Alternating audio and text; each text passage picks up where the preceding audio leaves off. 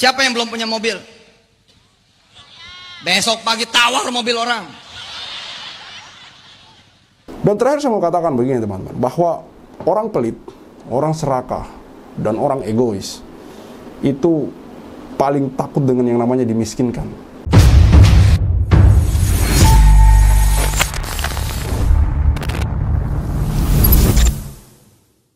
Bismillahirrahmanirrahim. Assalamualaikum warahmatullahi wabarakatuh.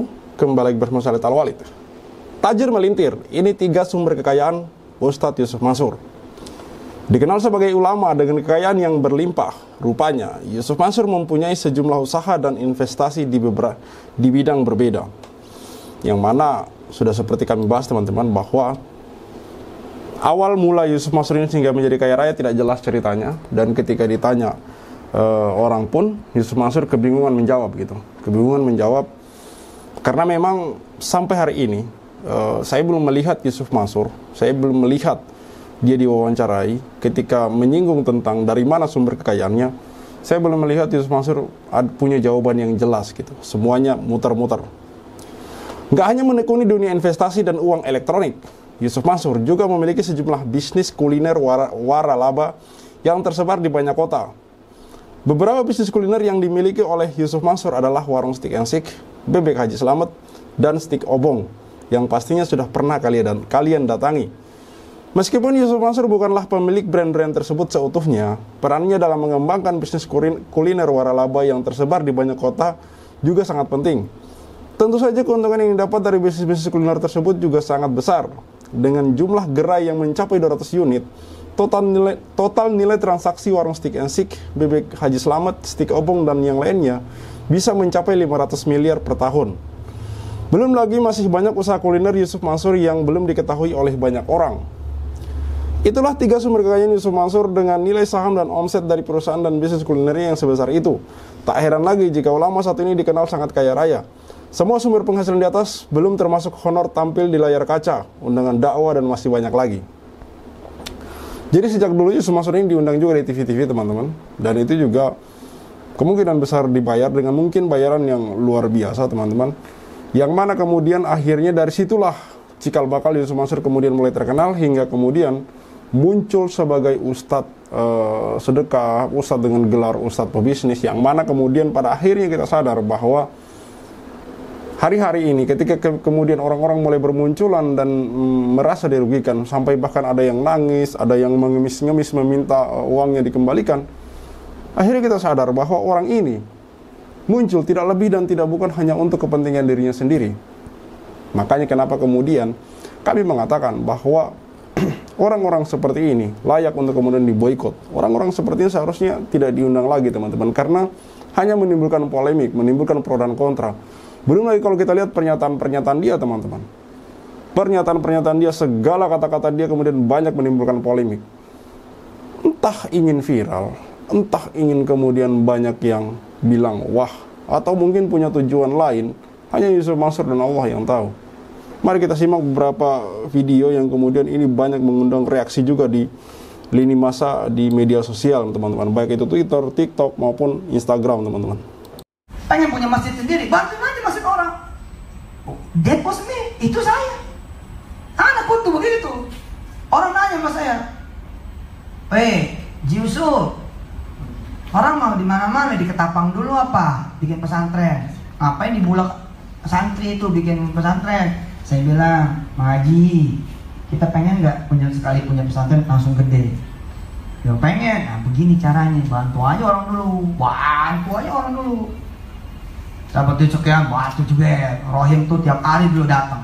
Tiap hari gue yang ceramah, dia nungguin upload gue tuh. Dan saya senang gitu loh. Kenapa? Ya saya nggak mau lihat juga. Saya bilang, datang, gue setengah jam lagi nyampe rumah. Meluncur dia, bilang, nih buat lu. Salam orang kampung, salam Ali Hussein. Dan nggak bohong kan? Begitu kita punya 1/4 triliun tuh.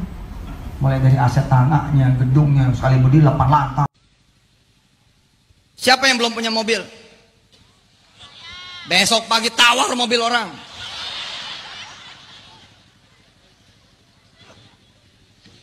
Besok pagi tawar mobil orang. Assalamualaikum. Waalaikumsalam. Mas, mobilnya mau dijual enggak? Buat siapa? Ya nanya aja. Mau dijual apa enggak? Ya mau, akal hasilnya cocok. Ya sekian. Akhirnya saudara punya data 11 mobil di kampung. Lo namanya punya data, ada yang nyambut data itu. Pasti. Banyak membuat cerita-cerita khurafat, banyak membuat cerita-cerita dusta.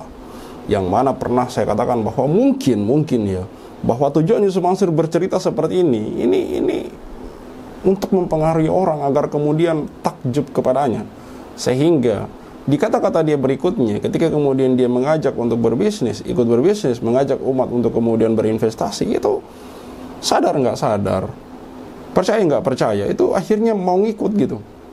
Karena di awal-awal dia sudah menceritakan semua cerita-cerita yang itu kemudian bagi saya ini banyak bohongnya, teman-teman. Pernah kan saya upload kemarin, beberapa hari kemarin itu 2 part video bukti nyata gitu, real, itu sudah tidak bisa dibantah lagi gitu. Real, itu bukti nyata bahwa Yusuf Mansur itu pembohong, teman-teman. Yang mana mau dibantah dengan apa? Toh jejak digital itu fakta gitu. Dia mengatakan komisaris Grab secara terang-terangan di situ. Yang mana kemudian dia klarifikasi gitu. Klarifikasinya ini justru membuktikan bahwa ini sebuah kebohongan yang nyata, teman-teman. Kebohongan yang nyata. Karena kalau misalnya ketika dia mengaku sebagai komisaris Grab, lalu kemudian Grab mendengar dan Grab akhirnya mengklarifikasi bahwa itu tidak benar.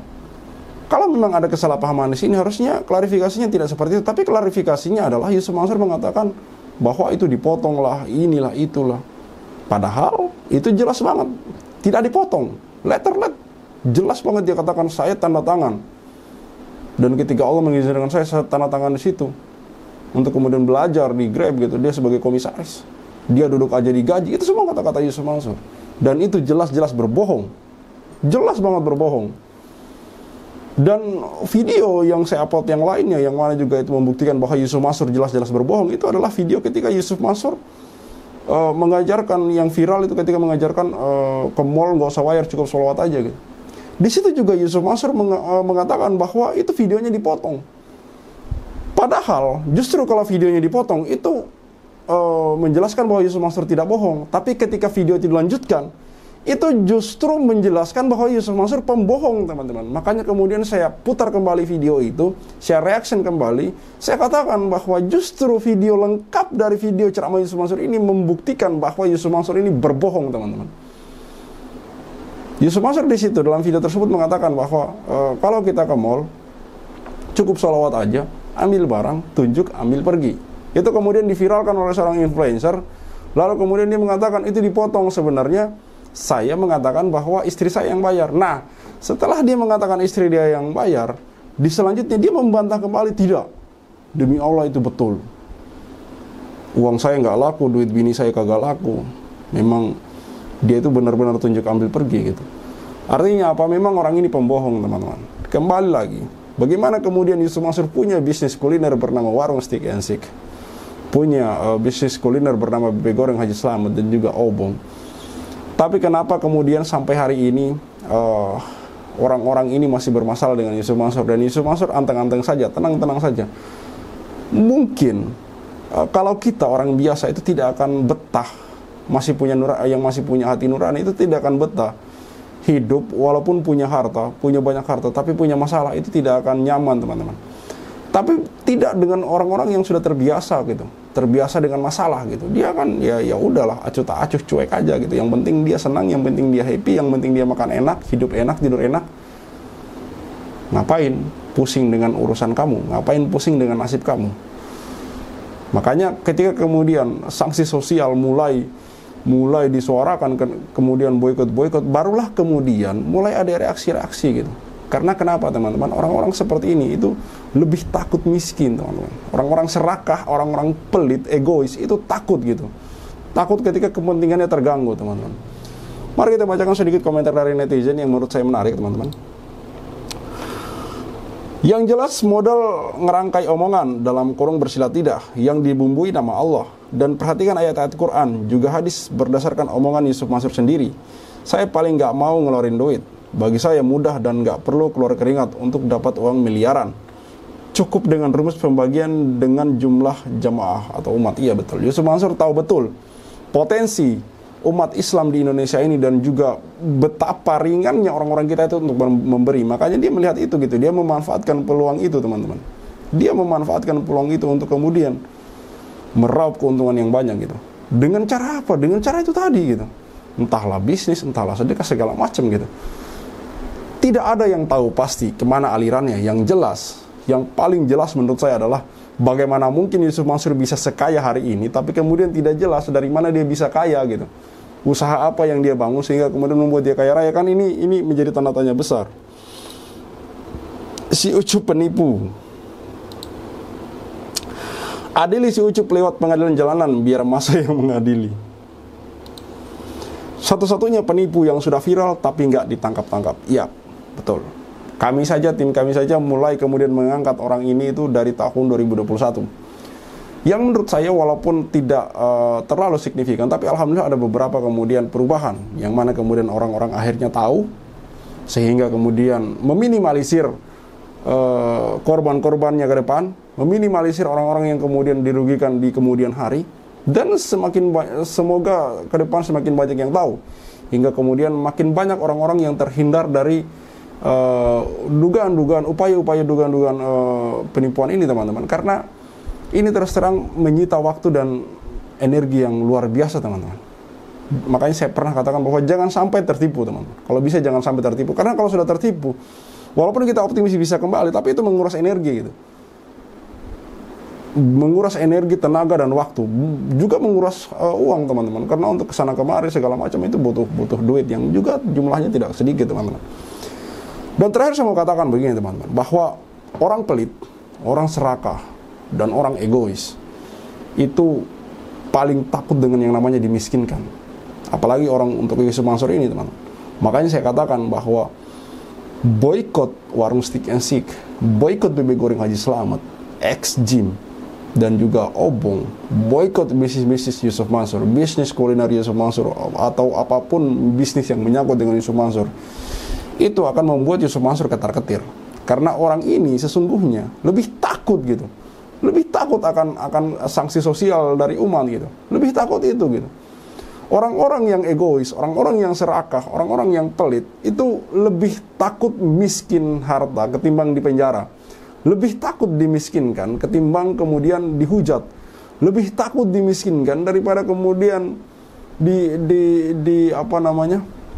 disanksi yang lain-lain, yang mau itu fisik atau apapun, itu lebih takut. Dia lebih takut miskin, teman-teman. Dia lebih takut susah ketimbang hukuman yang lain. Makanya saya katakan bahwa boykot bisnis-bisnis dari Yusuf Mansur ini lebih menakutkan baginya daripada yang lain, menurut saya, teman-teman. Baik, tetap seorang untuk kemudian memboikot warung Stick and Shake, memboikot Yusuf Mansur dan segala bisnis-bisnisnya. Khalid Al-Walid, see you on the next videos.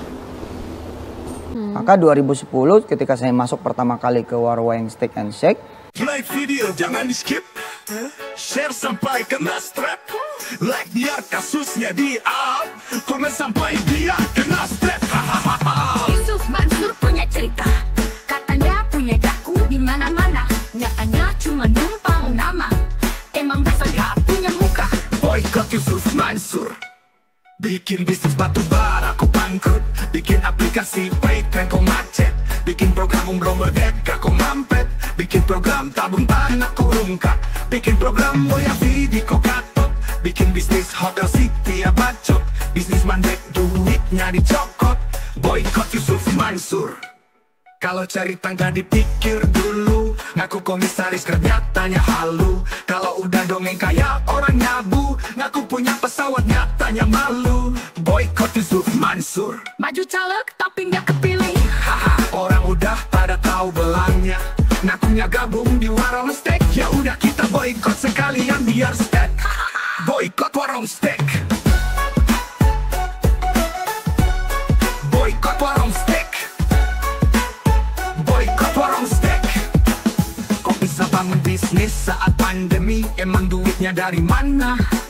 Kalau bukan dari bisnis fiksi, ngajak umat kumpul dana cuma buat merana. Boykot warung steak. Johnny kok cuma diam kayak bot, si Ucup bikin lu takut. Takut kebongkar, takut kecokot. Bikin bisnis batu bara kau bangkrut. Bikin aplikasi patent kau macet. Bikin program umroh merdeka kau mampet. Bikin program tabung tanah kau lungkat. Bikin program Moya Vidi kau gatot. Bikin bisnis hotel city ya bacot. Semua mbak duitnya dicokot. Boykot warung steak. Kalau cerita nggak dipikir dulu, ngaku komisaris Grab nyatanya halu. Kalau udah dongeng kayak orang nyabu, ngaku punya pesawat nyatanya malu. Baju caleg tapi nggak kepilih, haha. Orang udah pada tahu belangnya. Ngakunya gabung di warung steak. Ya udah kita boykot sekalian biar steak. Boykot warung steak. Sorry kok cuma diam kayak bot. Apa sih Ucup bikin lu takut?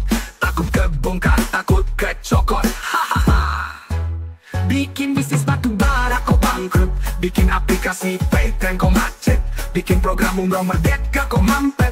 Bikin program tabung tanah kau lungkat. Bikin program Moya Vidi kau gatot. Bikin bisnis hotel city ya bacot. Semua baik duitnya dicokot. Boykot warung steak. Kalau cerita nggak dipikir dulu, ngaku komisaris Grab nyatanya halu. Kalau udah dongeng kayak orang nyabu, ngaku punya pesawat nyatanya malu. Maju caleg tapi nggak kepilih, haha. Orang udah pada tahu belangnya. Ngakunya gabung di warung steak. Ya udah kita boykot sekalian biar steak. Boykot warung steak. Stop mampir di sana, stop masuk ke sana, stop makan di sana, stop bikin si Ucup kaya. Boykot warung steak.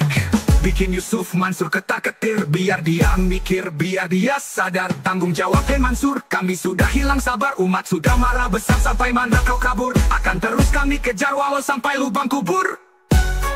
Boykot warung steak. Boykot warung steak. Boykot warung steak. Play video jangan di skip. Share sampai kena strap. Like biar kasusnya di up. Komen sampai dia kena step, hahaha.